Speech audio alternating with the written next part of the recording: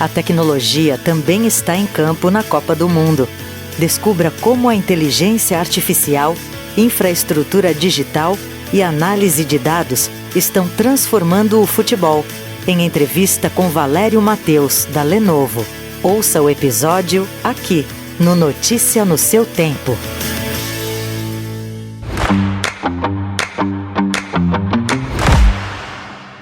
Olá a todas e a todos. Quando pensamos em Copa do Mundo, pensamos em gols, decisões e rivalidades. Mas existe uma outra partida acontecendo longe dos olhos do torcedor. A tecnologia em ação nos bastidores do torneio. A Copa do Mundo FIFA 2026 é também uma operação de dados, inteligência artificial e infraestrutura digital em escala global.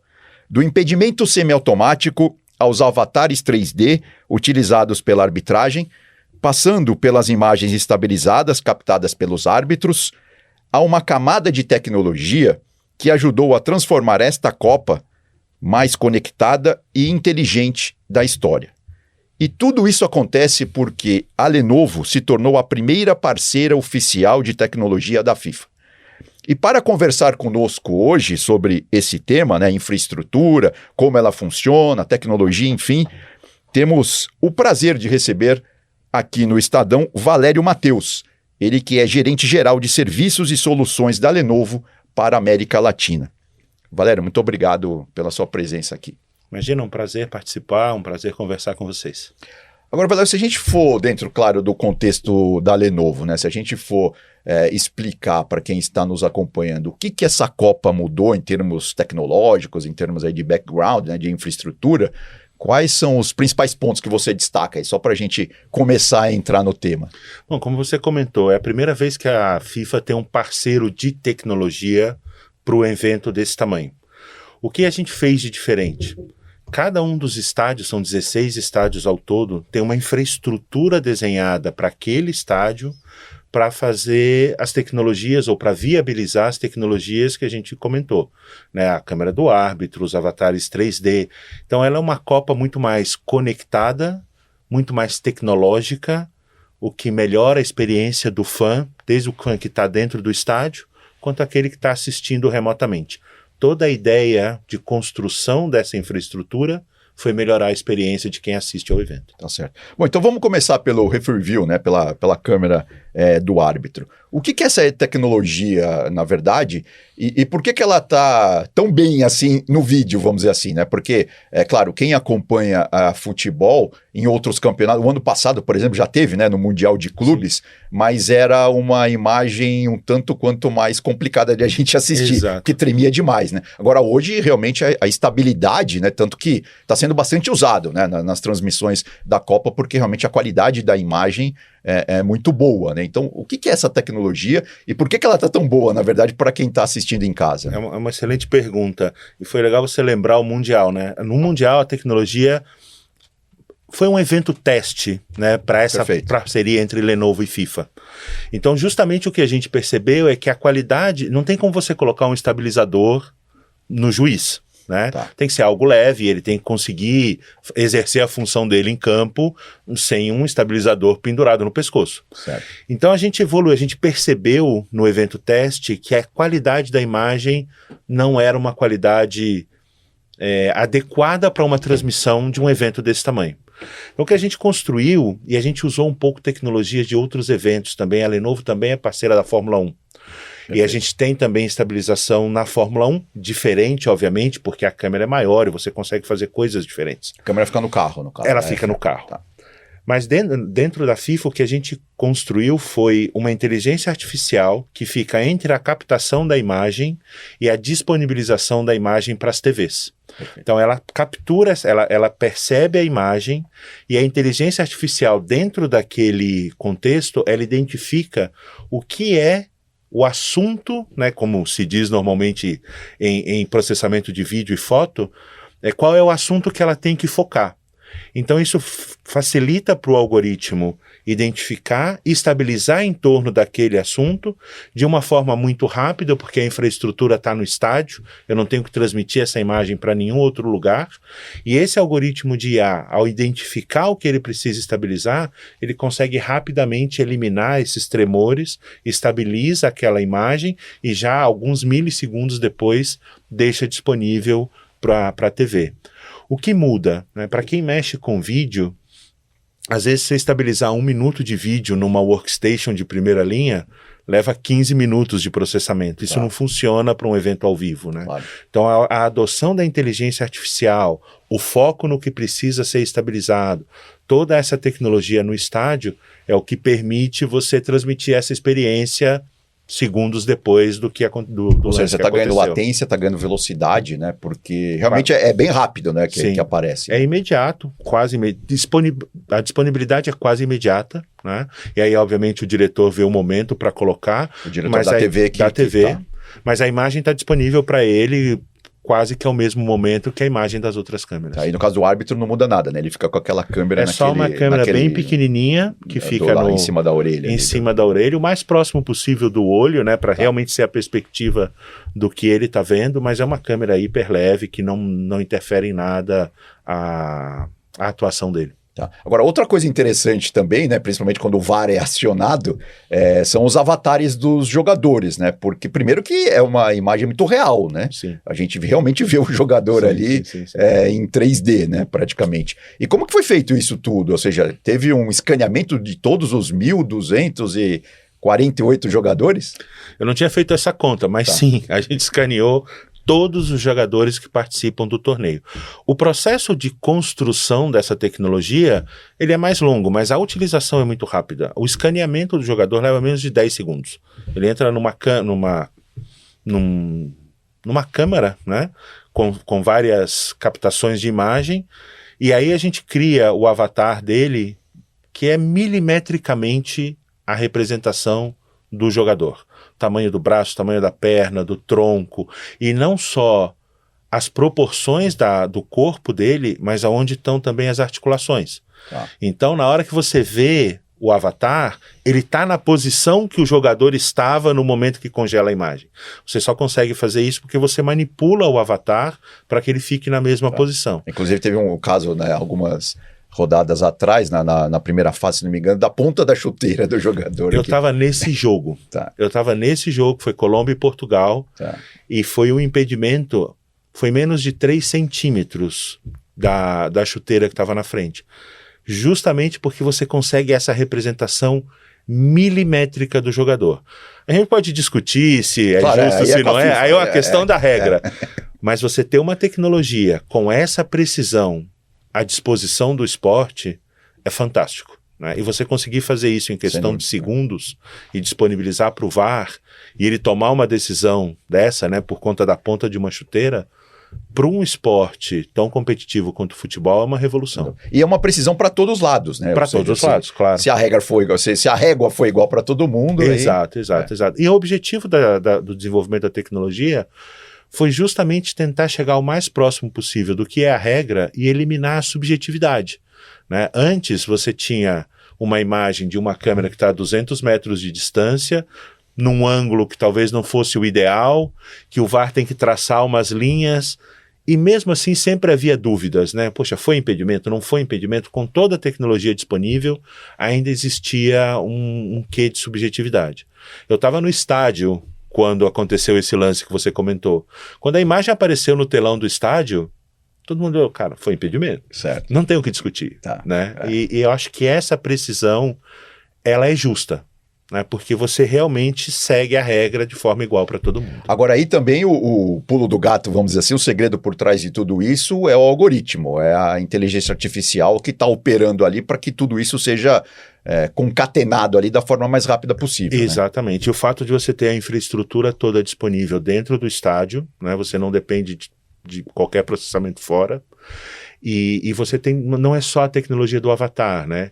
Essa solução, ela inclui, por exemplo, o sensor que tem dentro da bola, porque aí você consegue congelar a imagem no momento do passe. Perfeito. Né? Porque isso também pode influenciar. Então você congela a imagem no momento do passe, porque você sabe o momento que o chute foi dado na bola, E aí, com essa tecnologia, você deixa de depender de uma câmera que está muito longe. Como é tudo digital, você consegue rotacionar a imagem, se colocar ao lado do lance, se colocar à frente, atrás. O VAR tem toda a tecnologia disponível para realmente tomar a decisão correta, né? Traçar aquele plano que aparece na imagem e claramente você vê se tem um dedo na frente e você pode tomar a decisão. Claro. E tudo isso, Valério, está sendo captado pelas câmeras que estão no estádio, né? Não tem nenhum sensor, nada além disso, né? É tudo imagem que vem por computador e... Exato. E é um computador, só por curiosidade, ou é um caminhão, é um, sei lá, é uma infraestrutura de tecnologia. Fica dentro do estádio. É um data center montado dentro de cada um dos estádios da competição, que capturam a imagem, recebem, processam e aí fazem tudo isso que a gente está conversando. A câmera do árbitro, os avatares, eles capturam a informação para a solução que a gente chama de FIFA AI Pro, que é essa inteligência generativa que está à disposição das equipes também para poder fazer táticas e técnicas, captura mais de 2.000 parâmetros dentro do jogo e alimenta essa inteligência artificial que está disponível também para as equipes. Ou seja, esse é um ganho, então, grande para a FIFA, né? Sem dúvida, sem dúvida. A gente costuma dizer a Copa mais tecnológica e toda essa tecnologia, ela segue para a FIFA, independente depois do término do evento. Né? E para seleções também, né? Durante os jogos, né? Todas essas análises aí de rendimento, né? Que dá para ser feitas. Essa foi uma solução que a gente criou dentro de um processo que a gente usa tanto, obviamente, para a FIFA quanto para os clientes da Lenovo também. Né? A gente chama de AI Discovery, que é um bate-papo de negócio. No caso da FIFA, o negócio deles é o futebol, né? Mas tentando identificar aonde a tecnologia pode aportar valor. No caso da FIFA, ela falou, olha, a gente tem uma situação onde algumas seleções têm muito mais recurso do que outras seleções. E isso desequilibra, porque a seleção que tem mais recurso, ela tem mais analistas, ela tem mais gente para processar, o que antes era processado quase que manualmente para colocar à disposição do técnico. Então era muito pessoas para poder fazer esse trabalho. À medida que a gente monta isso dentro de uma AI generativa, isso ficou disponível para todas as 48 seleções da Copa. E elas têm exatamente a mesma informação. Então, isso nivela o jogo. A ideia do FIFA AI Pro foi justamente essa. Colocar à disposição, de forma igualitária, para todos os países que participam do evento, a mesma qualidade de informação para análise técnica e tática. Então, da seleção menor à maior seleção, ele pode, antes do evento, estudar o adversário, estudar as técnicas de defesa, como que eles estão se colocando em campo, quais são as principais jogadas de ataque e preparar a equipe para esse cenário. E também depois do jogo, né? A entender o que foi que aconteceu de bom, de ruim, o que ele precisa melhorar para a rodada seguinte. A partir disso tudo que surge aqueles mapas de calor, exatamente. Mapas de o bloco baixo, o bloco alto, o bloco médio dos times e tudo isso, né? Essa AI, eu costumo dizer, né? Se você perguntar para ela qual que é a história das pirâmides do Egito, ela não vai te responder porque ela não foi treinada para isso. Mas qualquer coisa dentro do universo do futebol, ela consegue te responder. E não só com texto, como você comentou. Ela consegue montar os gráficos, inclusive com os avatares, juntando as duas tecnologias, para que você tenha não só esse visual de como as equipes estão se comportando em campo, mas você justamente poder, a partir daí, estudar como que você vai fazer para a sua equipe conseguir, né, ganhar o jogo ou se posicionar de uma forma diferente para a próxima partida. E como o futebol ainda tem um acaso, é por isso que ele é tão apaixonante. É tão apaixonante. Além de tudo isso, claro, é sempre bom estudar, mas... Sim, existe sempre uma preparação, isso sempre existiu, né? Mas é lógico que isso, eu acho que aumenta, né, ao nivelar as informações que a equipe tem disponível, você deixa o evento mais interessante. Talvez por isso a gente esteja vendo tantas surpresas agradáveis aí durante e antigamente era o olheiro, né? Assim, eu já fiz matéria sobre isso na Copa de 70. Sim. O Brasil tinha, sei lá, uma equipe de 10 pessoas, cada um ia ver o jogo do próximo adversário. Exatamente. Não tinha outra forma. A gente trouxe isso agora de uma forma muito mais tecnológica. E o Brasil pode ter 10 olheiros, alguma outra seleção podia ter 15 e uma vai ter 5. Claro. À medida que você coloca tudo isso dentro da mesma plataforma, você também nivela a competição, né? E aí fica a cargo dos jogadores que estão em campo de uma forma talvez mais igualitária. Agora, os alicerces de tudo isso que a gente está falando, Valério, é o conceito da IA híbrida que que vocês tanto exibem aí para todo mundo, para os seus clientes. Exatamente. A Lenovo ela tem um conceito, né, que você chamou de AI híbrida, a gente também chama, né, de uma AI mais inteligente para todos, que é justamente isso. O que é melhor do ponto de vista de infraestrutura para um determinado caso de uso da inteligência artificial? No caso da Copa, por uma questão de latência, era mais interessante ter tudo ali dentro. Perfeito. Você pode ter isso sendo processado num PC, com os PCs de AI da Lenovo. Você pode ter isso sendo processado dentro de um telefone Motorola, que é uma empresa da Lenovo, que tem também AI embarcada. Ou você pode ter um data center para processar determinados casos de uso, né? Então, o que a Lenovo faz com a FIFA, fez com a Fórmula 1 e faz com os clientes, é entender esse contexto de negócio e aí qual é a melhor solução, seja ela dentro do seu data center, seja ela numa nuvem privada, seja ela numa nuvem pública. A gente monta a solução que seja mais eficiente para aquele caso de uso. No caso da FIFA, no caso de uso e das soluções que a gente comentou. E nesse caso específico da FIFA, quais foram os principais desafios aí? Quais foram os grandes nós aí que foram desatados para tudo isso estar funcionando como a gente está vendo? O fato da competição acontecer em 3 países diferentes, vários jogos ao mesmo tempo, né, faz com que você tenha que distribuir toda essa infraestrutura dentro dos estádios. Então, cada estádio da competição tem uma infraestrutura Lenovo fazendo esse processamento ali em tempo real. Existe uma infraestrutura de controle de todas essas infraestruturas que fica em Dallas, se eu não estou enganado, que é o centro de monitoração de tudo que está acontecendo a todo momento em todos os estádios. Inclusive o VAR, as salinhas do VAR que a gente está vendo nos jogos da Copa, o centro é em Dallas. Exato. Então, criar toda essa infraestrutura, não só a infraestrutura de processamento, mas a comunicação e garantir que tudo isso esteja funcionando a todo momento, em todos os estádios, em 3 países diferentes, acho que foi o desafio mais interessante que a gente enfrentou. A gente tem essa experiência, né? A Fórmula 1 não é muito diferente. A única diferença da Fórmula 1 é que é um evento por vez. Né? A cada 15 dias. A cada 15 dias, uma semana, a gente desmonta o data center e monta ele de novo. Né? Viaja junto com a equipe e monta novamente o data center onde vai ser a competição. A dinâmica da FIFA, obviamente, é diferente, né? São vários eventos ao mesmo momento, então você tem que distribuir toda essa infraestrutura. Então, esse planejamento e a execução foi um desafio quase que logístico, né? Nem tanto de tecnologia, mas para conseguir colocar tudo isso aí de pé para soluções que a gente colocou. Em todos esses lugares tem o olho humano ali, tem o funcionário, o técnico que fica ali de olho para operar tudo isso. A gente tem uma operação que a gente também oferece para os clientes, né, que a gente chama de Field Services, que é justamente o cara que está ali em campo, nesse caso literalmente, né, mas que ele está ali para garantir que tudo funcione. Mas muita coisa da monitoração de tudo isso, ela é feita remotamente, mas cada estádio, como tem a sua infraestrutura, obviamente tem técnicos Lenovo em todos os estádios, garantindo que a infraestrutura está disponível. E tudo isso, claro, dialogando com os sistemas da TV, né? Do sistema de transmissão da FIFA. Exatamente. Isso acho que é um outro gargalo importante. O que a gente fez, né?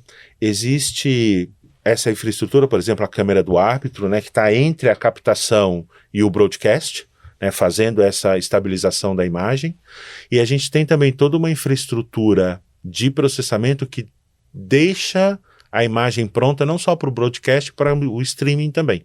Né? Obviamente, depois do estádio, existe toda uma questão externa de internet, tudo, mas a imagem disponível para os streamers, ela também agora acontece em tempo recorde, né, para que eles possam fazer a distribuição do conteúdo da forma mais eficiente possível.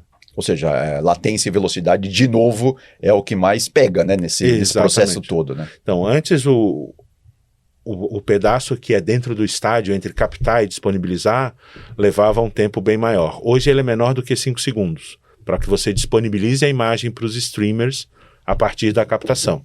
Obviamente, depois entra todo um ecossistema de internet que depende da sua velocidade de conexão, aonde você está localizado, e aí a latência, a ponta do consumidor. A ponta do consumidor.